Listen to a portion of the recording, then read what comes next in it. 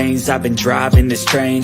Years in this lane, there's no stopping this flame. Cause I came to the game and I changed it to play how I like, rearranged it to my own domain. Yeah, I got what it takes, made lots of mistakes, taking shots, skipping breaks, feeling lost, feeling great, popping off, singing straight, never stopped, never changed. All the squad here to play, and I've got something to say, yeah. I work hard each and every day, I get lost in the words I say. I don't push pause, no, I push play. I won't stop till I make a change. I withdraw on the things I make. I turn flaws into flawless traits. I build tall, never cap in space. I won't stop till I hear him say, Woo! Oh Lord. That Well, was an intro. thank you. That was by the way, thank you for mentioning that, Jeremy Speaks. That intro is by the one and only Kia Simone here on YouTube and on Instagram. So, hey, we're back again today to talk about Love and Marriage DC, season 1, episode 6, Emotional Overload. Jeremy, how are you doing today? I'm doing well. How about yourself? I'm great. I'm great. I'm just enjoying having an extra day off for the holidays. So it's good. It's all good. That's always good. And hey, you guys out there in chat land, our chat family and chat friends. I see Cool Gamer, Monique King holding it down. Monique, go girl. Let's give you a round of applause. Ellen V, you're late. With Paige and Ellen V. But yeah, I thought this week's episode was actually starting to show a little more of thank you, Cool Gamer. I thought this week's episode of Love and Marriage DC, now it seems like we're actually starting to see some traction from. I know the first couple of episodes in a brand new show, you really have to develop the character so we understand who they are before you can kind of, just have them in scenes and have them popping off and doing this and doing that. And we don't really know who they are, right? So I started to see a little light at the end of the tunnel there. I'm like, okay, I'm beginning to see more and more, and two things I'm going to say about this, Jeremy, and tell me, if you agree with this or you have your own thoughts, that's fine. Two things that I noticed is that I'm beginning to see not only who I believe these couples and individuals are, but also who some of them think they are. Does that make sense? Can you explain a little bit more? Okay, yeah, like so, and we're gonna get a little bit more into it as we go, but like I think that look, so in psychology, we all have our ego, we have our id, our identity. And then, there's layers to things. People are literally like onions. There's layers and layers. And what you see on the top is just the top. It's just the surface because there's a lot more stuff underneath the top, right? Mm-hmm. And so I guess what I'm saying is I just see it as I think some of these individuals are getting acclimated to what reality TV is. And I think that in the beginning, just like when you're dating, they want us to kind of meet their representatives a little bit. Mm-hmm. And now that they're getting into it and, when editing happens, so now we're seeing, well, you're going to get what's being edited and editing, to be honest, editing is looking for drama, right? They're not looking for just everything to be smooth sailing peachy keen because that would be boring to watch, right? Yeah, it would. But I guess my question is, who do you think is fronting? Well, I won't say right now, but as we get into these questions and I put them up, then I can tell you a little bit more about where I see some fronting, as you say. Yes. Okay. Yeah. So, but let's see. So, what I do with these things? I'm always losing these things in here. So we start off this episode. We see Quicksilver and his wife. They wind up going to a lady doctor, Dr. Hoffman, for a near emergency for Quick. He's experiencing apparently a great deal of pain and discomfort in his hand that he uses to work and to DJ and to do every other like everyday activity, like tying his shoes and what have you, right? Mm-hmm. And so the doctor is saying this could be quite serious. you're going to need to wear a cast for at least a month, and it automatically you see him like really disengaging, kind of saying, well, I can't be wearing a cast. I've got to work, I got to get this money, I got to hustle. um what were your thoughts on that scene? First and foremost, it really didn't look like that doctor knew what she was talking about. No Mm. shade to whoever she was, but like she wasn't even the one who kind of like recommended the brace. It was Ashley, and then the doctor agreed. Then quick basically said that another doctor said that he might have gout, and this is after this doctor has said that he just has an inflamed wrist. So the doctor then agrees that he might have gout. But I was saying, well, why didn't you say that? Like, obviously the other doctor ran some tests or did something that you didn't do, and therefore y'all have two different diagnoses. One of y'all is saying that he has a inflamed wrist, and the other one is saying that he has gout. And then all of a sudden, now I'm not saying that this is not going to be true, but I'm saying she just threw out a blanket possibility, like, oh, if you continue this, you could possibly lose function in your right wrist. But I'm saying that, are you just saying that because gout can worsen into that? Because everybody knows that if you have gout, it can worsen and possibly make you lose the function of a limb or something like that. So, of course, if he has gout, that's the case. But I'm saying, like, you don't even know if he has gout or not. Like, I didn't Yeah, understand anything that she was saying. Like, she didn't know what she was talking about. yeah, you got that impression. I wonder if when he went to her, because I did notice that he said his other doctor said that he had it's either possibly gout or arthritis. I heard him mention too.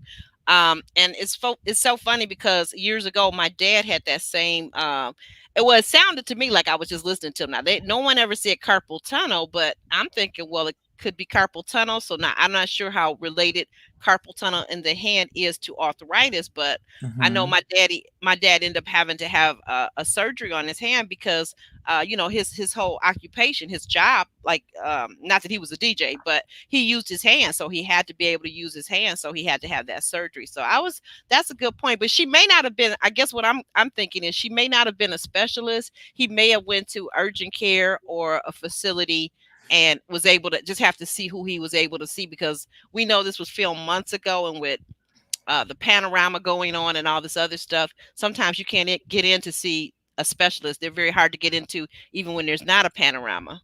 I mean, even with the Plymouth Rock outside, I'm saying that, like, it really does seem that she got her degree from the same place the Dr. Ponytail got her degree. And I don't trust neither one of those places, obviously.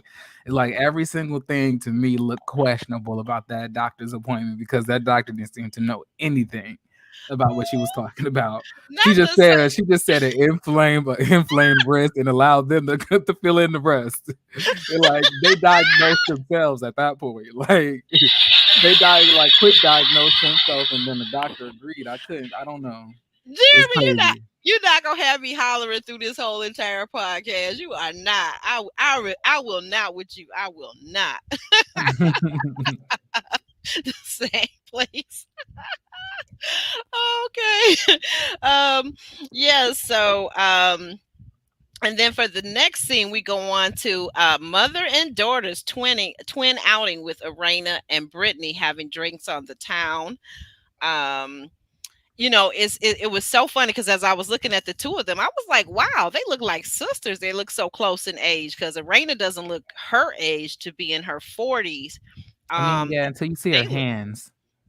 okay. Well, yeah, I didn't look at the hands, but I'm just looking at a quick glance or a glance at them sitting there. I mean, really, they could have been sisters. Honest to goodness, to me, they really could have been. But beyond that, though, I love the vibe that the mother and daughter had, because sometimes when you have daughters and they become adults, sometimes you don't always have that cool friend vibe with your adult kids. So I really love that. Um, and I thought it was interesting that Brittany was talking about Arena's husband, Jamie, and about her dad, saying that, basically he's a great guy. Nobody's perfect, but that she found him, like, I guess it sounded like she was saying that he's basically kind of controlling and kind of bossy. That's what I got out of it. What did you get out of it, Jeremy? Well, I did get the same thing, but we've kind of been hearing that, throughout the whole season so far. But I Mm-hmm. don't know how much I agree with, venting to your child about their parent, Mm. even though they're like at a certain age, I guess. I hadn't But like thought of I it that way. said, That's a good point. That's a good. she's Go ahead. I guess she can be objective, but in my opinion, I think Hmm. it's quite messy. You know, I You know think what? now. Go Go ahead. ahead. No, no, I'm sorry. I'm just kind of agreeing. I get excited when you talk, but go ahead. But I was saying, like it may be because, that's like a daddy's little girl type of thing, and he sees her. Maybe I don't know. Maybe he sees her on the same level as him mentally, because she does seem that she is very, headstrong, very, straight the to the door, point, the way daughter. You more. saying? I'm sorry. You saying the daughter is Yeah, are I'm these talking about the qualities? Okay. daughter. Okay. And I don't know, but like he definitely feels comfortable enough to be open with her more so than his wife, which is to me kind of a little odd. Hmm. Say that. Repeat that again. I have the fan I'm blowing saying it out. obviously it seems that Mhm. he's able to talk to the daughter more easily than he can Arena sometimes, and I don't understand as to why. Because to me, it Hmm. doesn't seem like Arena is, that hard to talk to or that hard to understand things. You get what I'm saying? So I don't know. Mm-hmm. Okay, okay. Yeah, I guess that's a good point. To talk about, I hadn't thought of it from that perspective because just watching them, I guess I'm so busy looking at them as sisters. But you're right; they even whether they look like it or not, they are not sisters. Um, and you're discussing that the other parent with the child.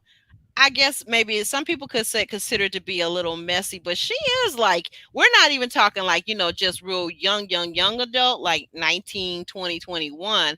I think isn't Arena's daughter like, isn't she like, I want to say, isn't she in her 30s, early 30s?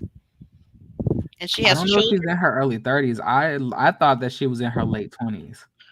Oh, okay. I don't know. I don't know where I saw it or heard it, Jeremy, but like I'm thinking it was an earlier episode or even like a pre-season thing when they were introducing and Hmm. talking about their children. It seemed to me that she was like 30 or 31. And also I do know that she has children of her own. So I think there's a point, like I always look at, like neither of my children, they're both adults, very definitely adult, like not teenagers at all.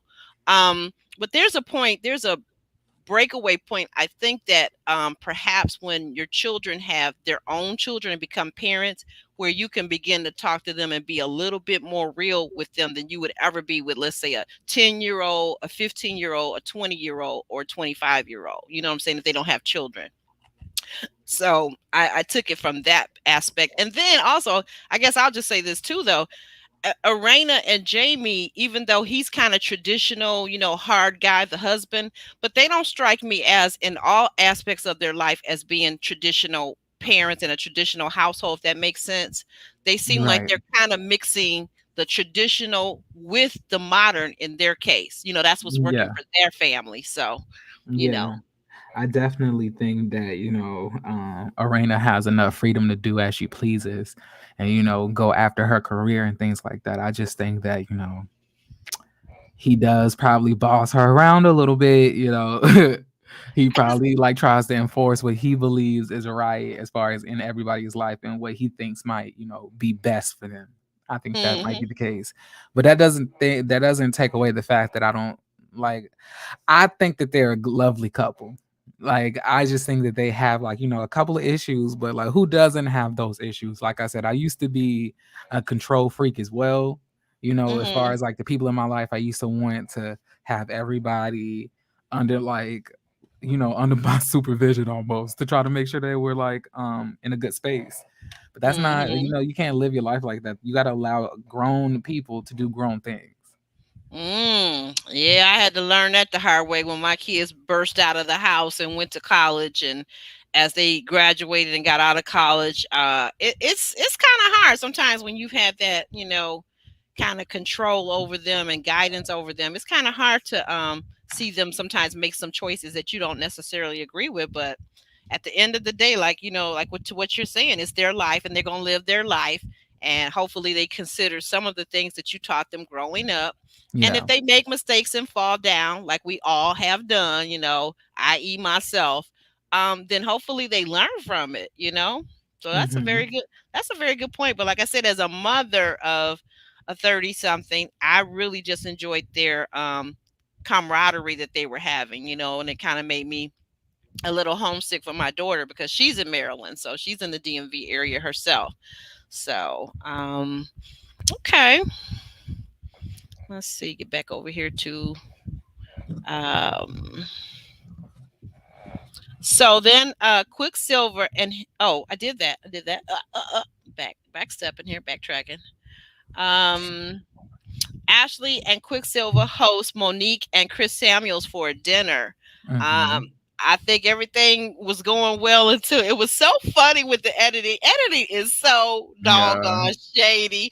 When they show Monique like talking and then turn away or whatever they call that the little camera technique, and then they go back to her. She's still talking and she's still talking, and it looks like it's like hours later and she's still talking all by herself. I was like, oh, they are so doggone shady. And the funniest thing about it is like the producers that used to be on like that she used to work with on Real Housewives of Potomac used to do the same things every time she started talking like that because she Hmm. has a habit of talking too much.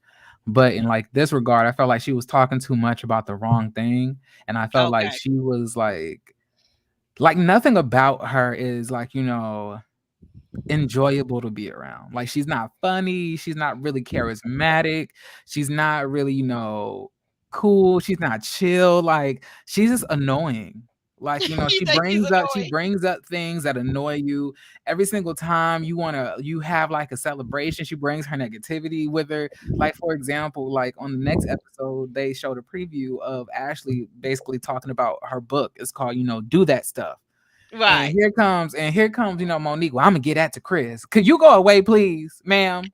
I did not like that. Okay, you jumping ahead, but that's But fine like, because it's tied together. I did not like that. I saw that and I said to myself, now I have to wonder at this point, are producers asking them to say certain lines or to throw things in related to their spouses? Because why would you throw him under the bus? She could have just as easily said, I need that for myself. You know what I'm saying? exactly. But Like what, Monique lady? is a narcissist. She doesn't think that she does anything wrong, Mm, which is why we're gonna talk about some things as this review progresses. But I'm saying, like, I just don't think that, she's enjoyable. Like she could have talked about anything. Like she could have talked about,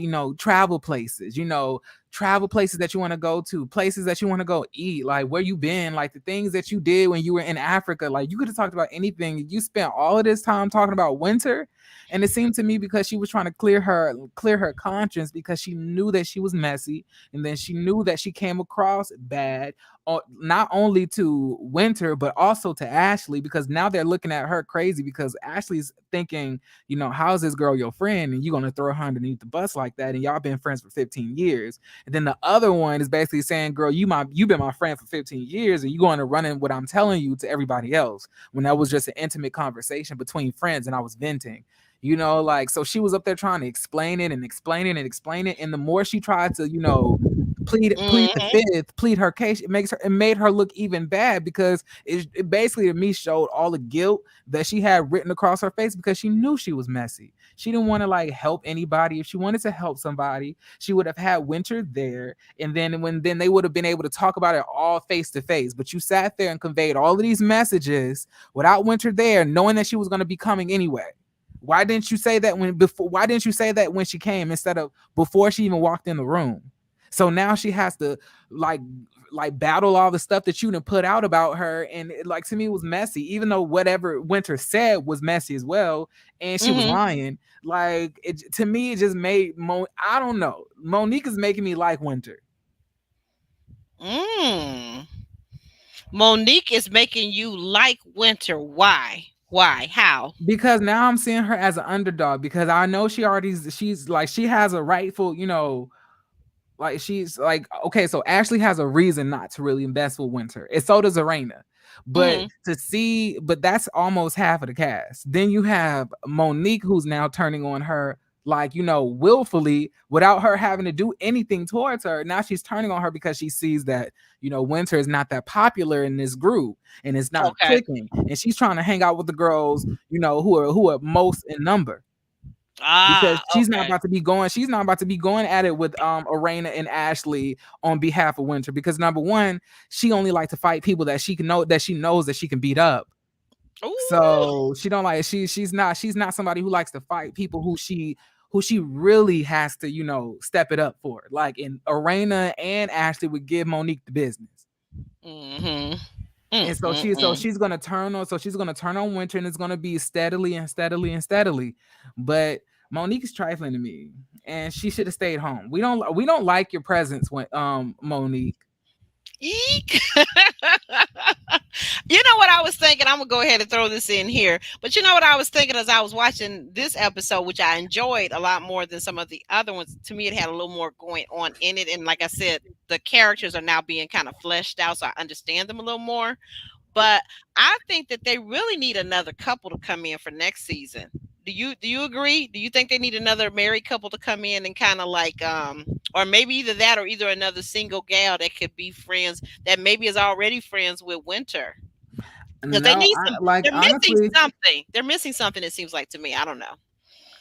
Honestly, I think if anything, they should basically remove Monique as the nucleus of this group. I feel like that will make it better, because I Hmm. feel like the other two girls want to say something, and I feel like Mm-hmm. they have things on their mind that they feel like they want to say, but it's just not the right time yet, because they know that the show is new, and they know Mm-hmm. Monique is kind of like being held as, like, the center of the show right now, and they're trying to get on stable ground before they completely go in on Monique. And we kind of hear that when, Monique and when Monique, Winter, and Ashley had that sit down, when Ashley walked away and said, y'all need to talk about your friendship.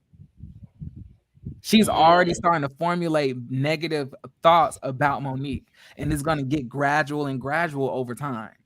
Mm.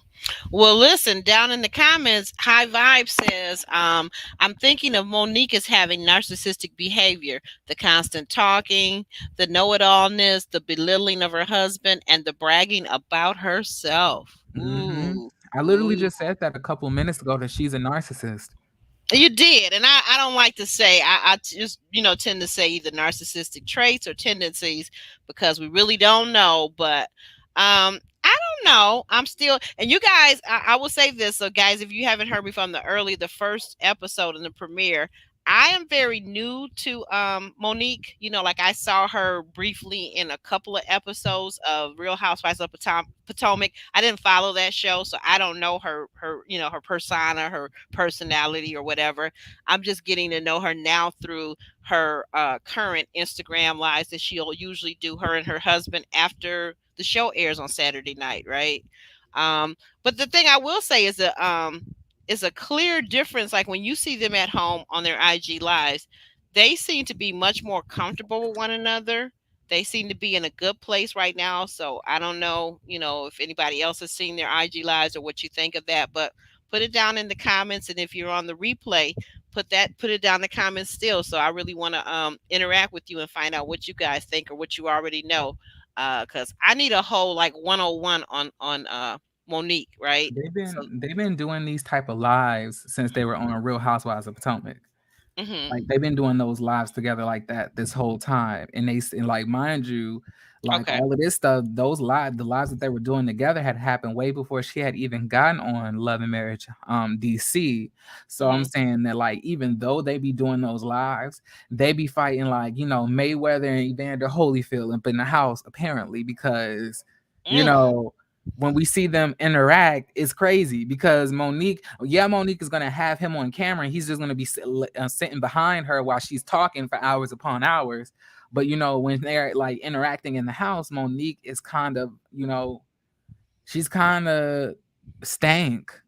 It's just Monique just has a stank personality. Like, I don't like her. Mm. I don't like Okay. her. Well, we'll move on to the next scene to someone that you are rooting for, the underdog. We're introduced to two of Winter Williams' very bright and beautiful kids, her daughter and her son. And they are in her bedroom as she is preparing to go on a trip. I guess I think maybe business. I'm not really sure, but she's going on a trip to LA.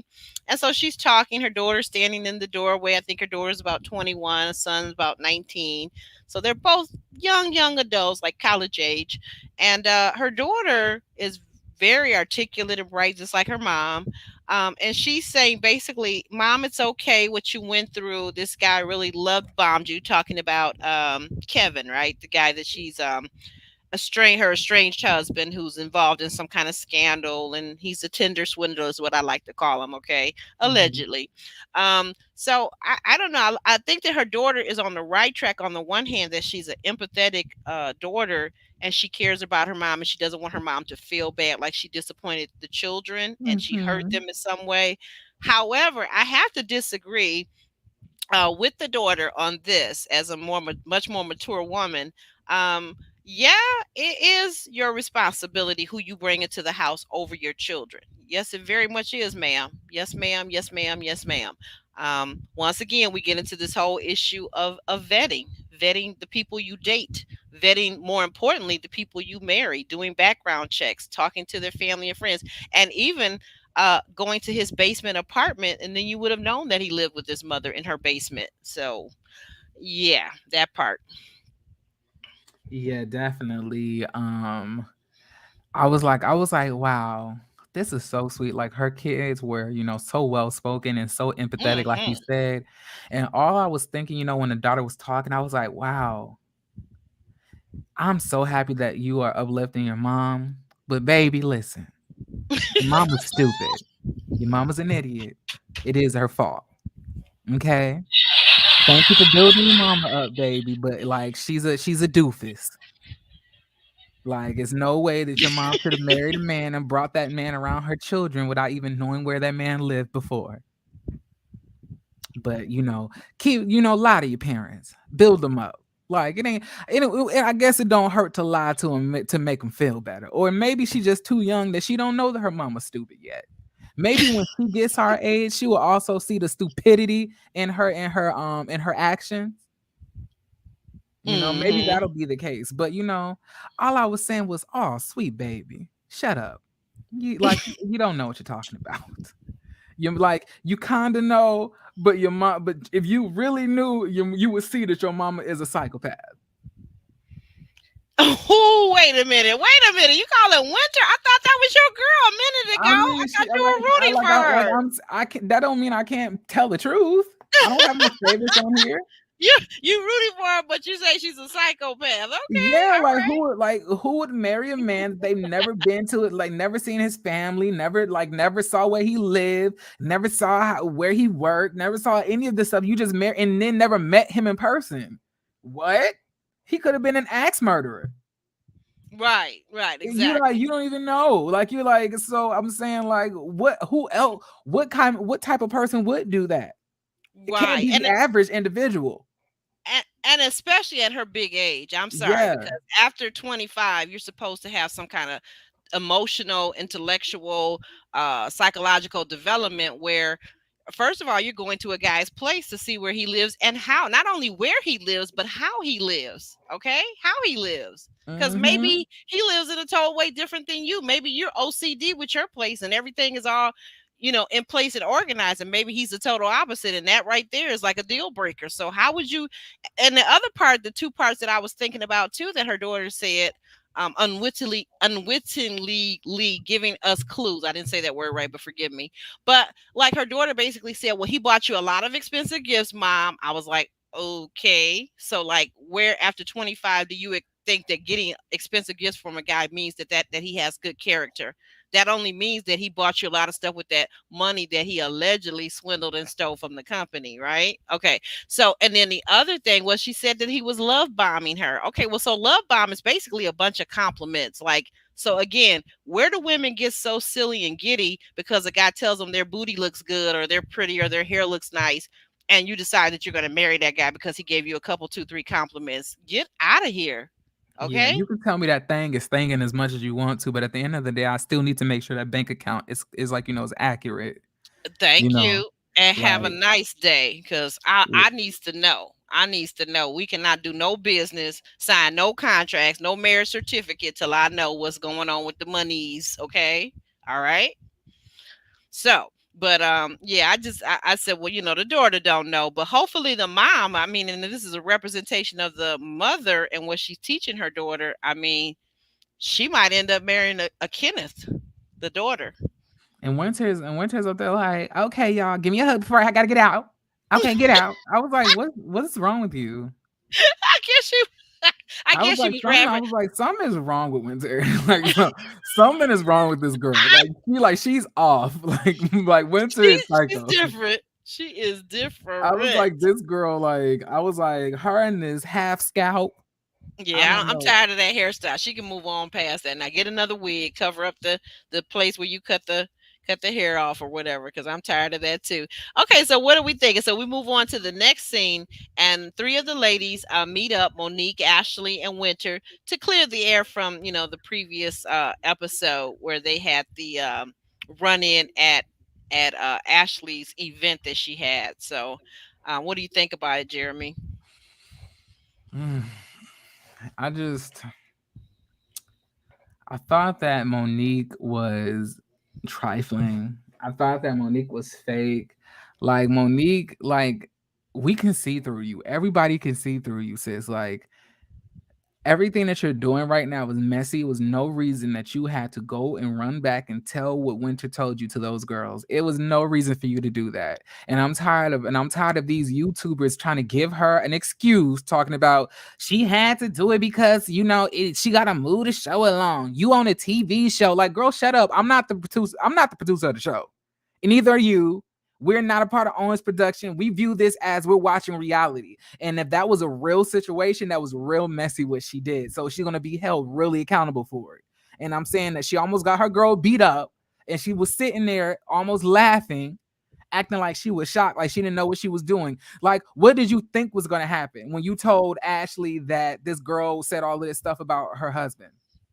Like you knew, like you already knew when you said that she said DJ Fun Size that it was going to be some issues. So why would you even tell her rumors about, like, why would you say that? Like, I don't understand. To me, like I said, I know Winter's wrong. I get that. But I'm saying Monique has no loyalty to her. Like, you're just leaving this girl out here, and like you brought her into this group. And now Wow. you're just trying to like throw her to the wayside because now you see she's not that popular. And I'm saying, even if you just wanted to remain a neutral party, then you could have just shut up and not have gossiped everything that she told you in confidence and spread it to the group. And I don't want to hear once again from the YouTube production agency that is no such thing as being held in confidence. And she had to wait to see it at the reunion. She was going to have to wait to see it at the reunion because that was a conversation that they had between just those two. And this is her friend of 15 years. So she should act accordingly. Mm-mm. Wow. I tell you. And then on top of that, let's talk about the fact that Winter be lying. Winter be lying. Winter is a liar. Winter sat here and completely changed the story all of a sudden. And I didn't mean it like that. Oh Right. no. Talk about your marriage? Oh no. When Ashley, no, I wouldn't as a woman. As a woman. As a black woman.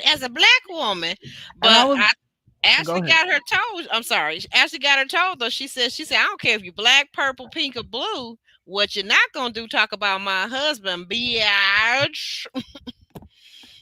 You're not gonna do it. You're not gonna do it. Go ahead. And like I'm saying, like Winter, if you're afraid to get beat up by by Ashley, just say that. It's okay. Ashley is a thick chick, she looked like her arms carry weight on them. So I'm saying that at the end of the day, I wouldn't be upset because I guarantee you Ashley had that fist balled up underneath the underneath the desk table, waiting to punch Winter outside of half that wig, that she brought into the scene. at any moment if she had to set the wrong thing. So Ashley knew that that fist was underneath the table, and she acted accordingly. She watched her mouth.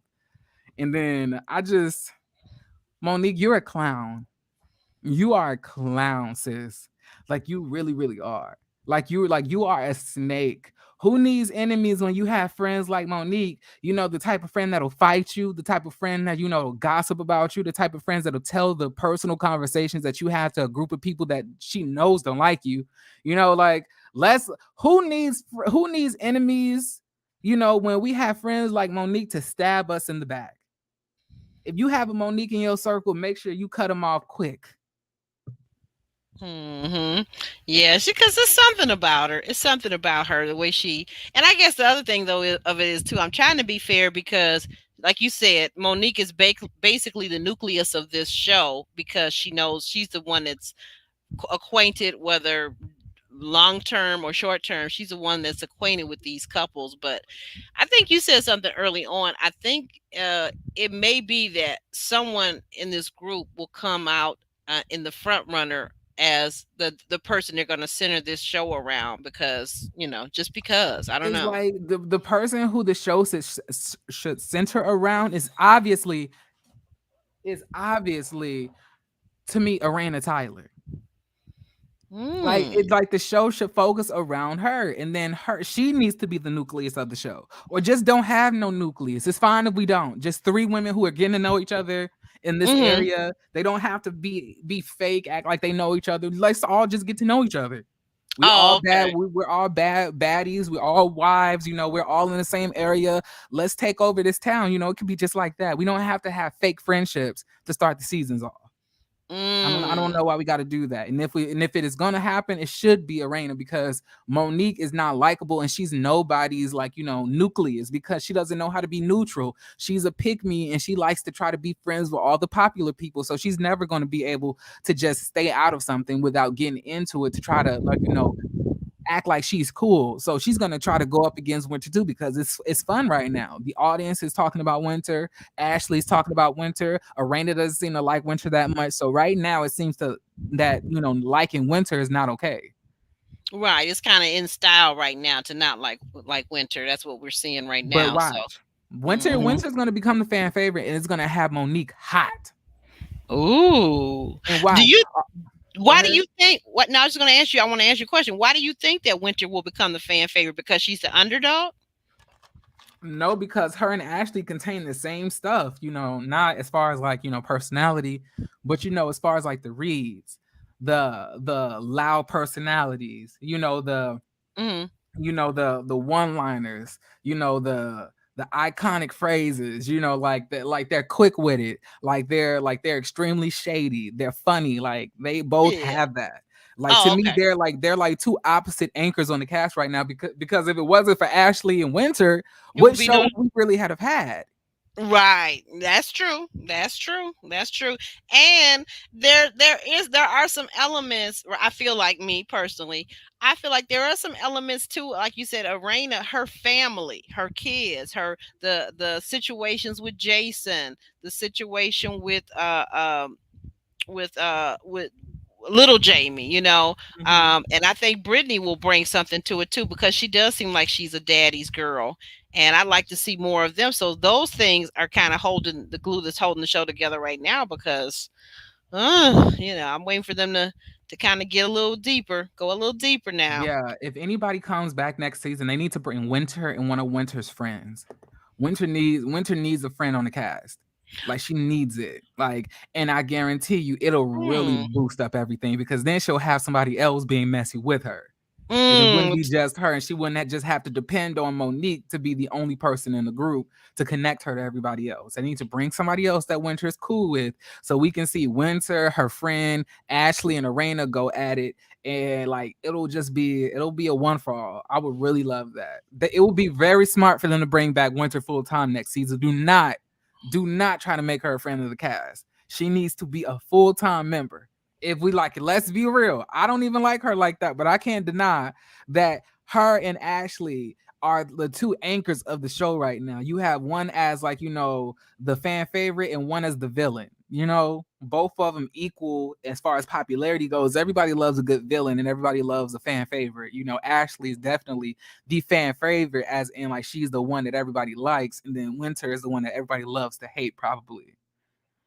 Okay, I'm getting some of this down. Okay, that's a good question too. I want to ask that to Somebody said that she actually reminded them, and like when they said it almost kind of made mm. sense to me too, of Phaedra Parks from Real Housewives of Atlanta. They're very similar. Oh, okay. I can see that. Okay, I can see that. I can see that. I can see that. Well, so next we're over in Bethesda, and the three couples have some quality time with an intuitive energy healer, Terry Christine, and Arena becomes emotional. So there was a lot going on. Okay, so the intuitive healer and coach, life coach, Terry was talking to the room, and when she said she started feeling a certain energy and she started seeing a vision of a bulldog, and she went to Jamie and she said, Jamie, you know, it's okay to be insecure.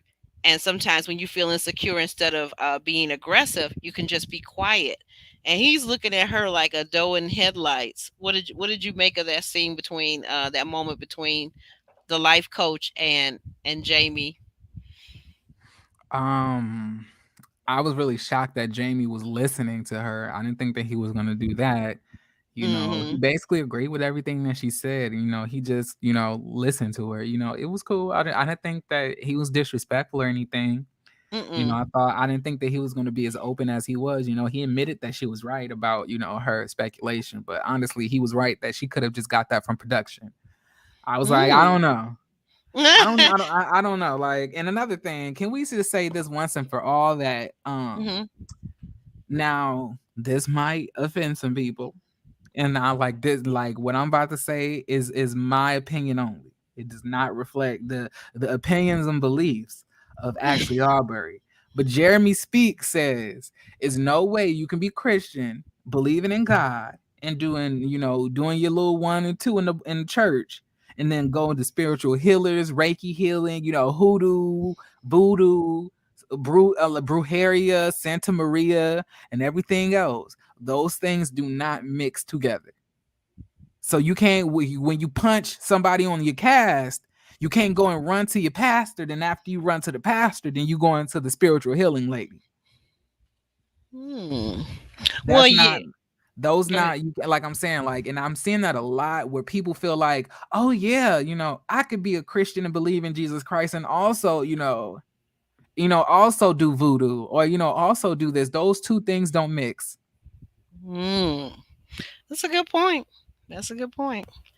Yeah, you got an excellent point there. I don't know though, and I guess what I will say, I think that sometimes, like, who knows if the characters on the show, the individuals, if they go along with these different places to go, because honestly, if they're going to film and be in the show, they're gonna probably do some things that, like you said, maybe a traditional Christian believer might not do, or might a place where they might not go. Some people have said, what do you think about this idea? Some people have said that the show would be a lot more interesting, like as it relates to Arena and Jamie, if they focus, instead of trying to focus on their real estate acquisitions and what they do on that side of their life, but if they instead focused on their nightlife. What do you think about that? Would that add something new to the show if they focused on Jamie being a club promoter and scenes with them inside the club? What do you I think? mean, yeah, like I think it would be really interesting because I guarantee you Jamie be cussing everybody out.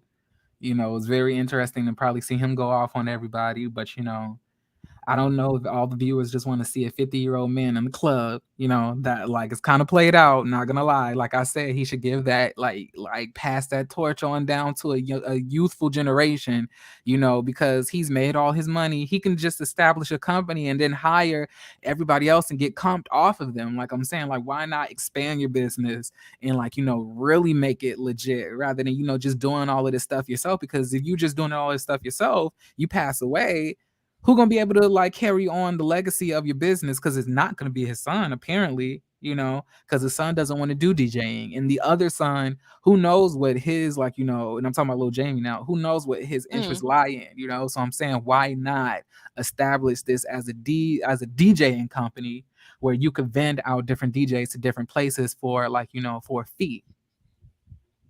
Mm.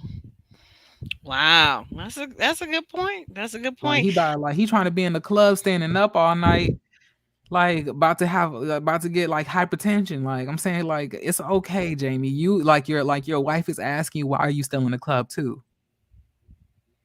Because like that time has passed. Well, I don't know. I don't know if I agree with you on that. And like he says, those are his opinions. That's Jeremy Speaks over there. I don't know if I agree with you on that end of it. I mean, personally, for myself, I wouldn't want to see my partner in that lifestyle for so many reasons, right? Not because of his age, but just because of all the opportunities, if you will, out there, right? But I mean, if that's how he's making his money and that's what's paying their bills, who are we to say, Jeremy? But I'm saying his wife said that he doesn't even need to do that to pay their bills. Oh, okay. Well, you know what? But then apparently he's like DJ Quicksilver. He does it also because of the enjoyment that he gets out of it. So But now look what? at even DJ Quicksilver body breaking apart, and he didn't even reach the age of Jamie. Of Jamie, right? I'm saying, like, to me, it just seems very irresponsible. And then you're putting yourself in predicaments where all these young women who hide in the crotch, all they want to do, now you on TV, now they all just gonna be flocking to you, gonna be putting yourself in awkward predicaments. Like, why even do that? Like, no. Yeah, that's the part which you just said. All the young hotties and the bad baddies and the women that don't care if you're married and got 20 children or 3 children, and you've got a 26-year marriage. These people, some of them don't care. That's the part I would not be for that, And then I think there's I don't know, if every city is similar, if every crowd is similar, but there's a lot of other elements going on usually in a nightclub environment, and he knows he's a retired police officer, so he knows them very well. So that's just my take on it, what I'm saying. But I think it seems like when you think about it, somebody 25, 26 years on a police force in a major city, he's somebody that he's like an adrenaline junkie, if you will, right? So that may be, now that he's retired from the police force, that may be his shot of adrenaline every week, is to be up in that club and not knowing if something's going to pop off, if somebody's going to, pull out a gun, if somebody's going to start a fight, and he's ready. You get what I'm saying? So he really likes that. That seems to be part and parcel of who he is. But for our final scene, we have Quick Silver meets up with his 2 brothers at their dad's gravesite, and I found that very emotional for me. I guess too, because I lost my father at a young age. He lost his father at a young age, but it was really surprising. We found out in the Salt Cave was that he lost his mom when he was only 10. That for me was heartbreaking. I can't even imagine that. Yeah, me neither. Yeah, that's really sad. Like, I really, I felt for him. I did. But something that he said, so he and his brothers are talking about how that getting ready, preparing for their mother's funeral, their dad had a talk with them before they went inside the church. And something that I've heard over and over again, and to be honest, I'm going to be fair and be transparent on this. I've actually even said once or twice to my own son when he was a little boy, and then I regretted it, and then I explained it to him later how I was wrong, right? Is that we would tell our boys, don't cry. Big boys don't cry. Men don't cry. Don't cry. And that's so untrue. That is just that is so patently untrue. Yeah, I definitely agree with that. And I feel like it stems from slavery, honestly.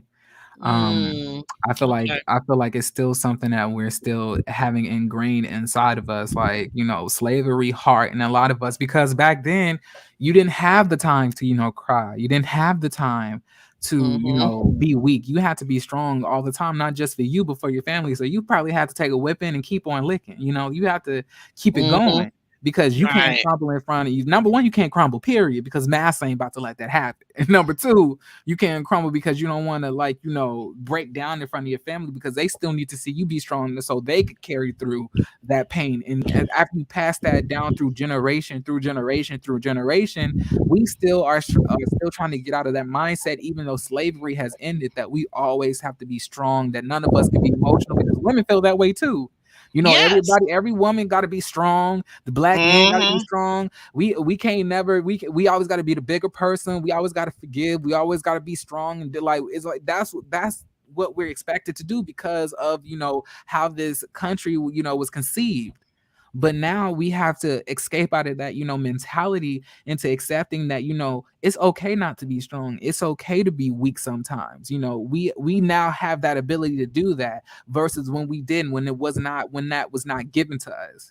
So we have to take full advantage of that, and to encourage young black men and young black women to express and be in touch with their emotional development.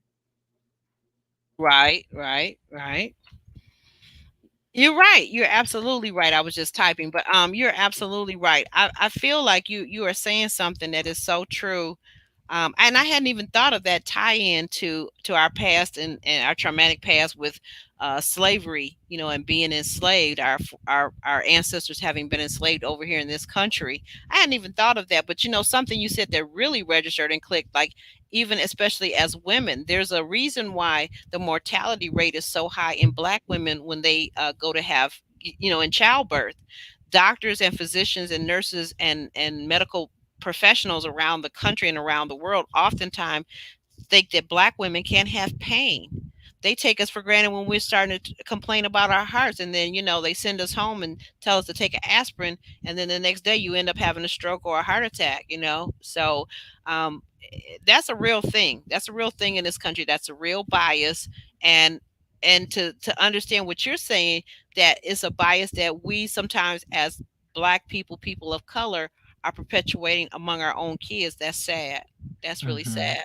Yeah. Yeah, like I was really happy when I finally got to see him, get in touch with his emotions, and really cry for the first time, like, and it really made me even more happy about the relationship that he has with Ashley, because he said he only read that letter twice, and the first time was with his wife, and then the second time was with his brothers.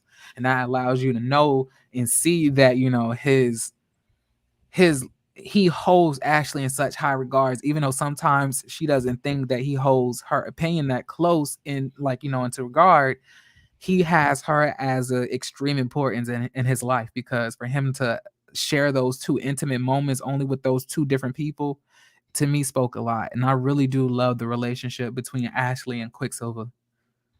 Do too. It's something about them, even though it seems like maybe she's got her heels on and she's taller than him, but they do something to me. They're like so real, and they seem like they got each other's back, and like, hey, this is what it is right here. This is us against the world. We ain't playing with Yeah. y'all.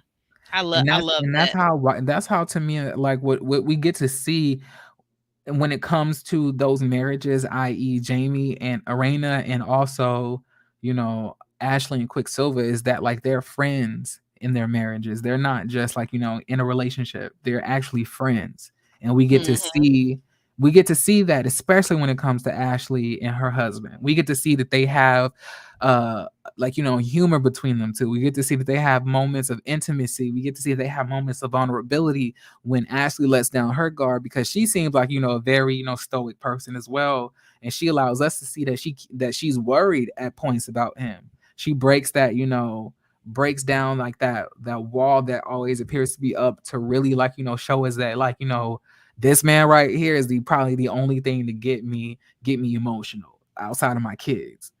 I love everything about Ashley and DJ Quicksilver. They cool peoples. You say you rock with them, huh? Yes, I really do. And I really love Arena and her husband's chemistry as well. I really do.